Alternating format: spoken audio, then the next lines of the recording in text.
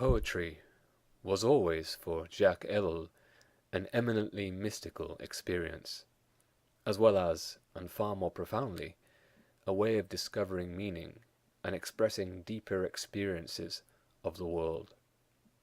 As he commented, poetry is the art form which pleases me the most, and in which I find deep meaning. The meaning conveyed in poetry is therefore first and foremost a personal one expressed in symbols, and even emotions, making discovery of meaning difficult for those who are not writers of poetry. It is almost as if poetry is written by the writer and for the writer's sake. In fact, for Ellul, it is through poetical language that one discovers and explores one's status as subject. In his humiliation of the word, Ellul explains that through poetical naming, one truly becomes a subject. He states, "A poet is lying when he throws off language. I said apple to the apple, and it answered me liar, and vulture to the vulture, who did not respond.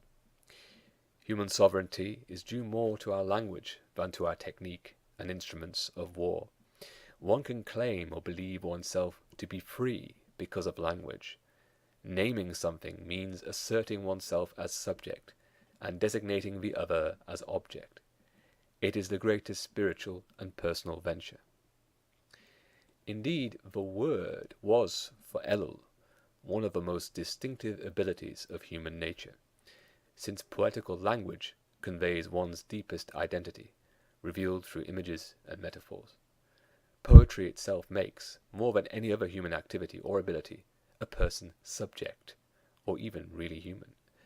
In fact, Ellul commented that the true power of poetry was to present the human mind with the necessary ambiguity that makes up our daily world.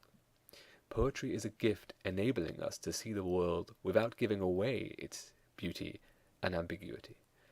No caricature, no simplifying, just poetry. Ellul writes, "The poetic contains paradox within it.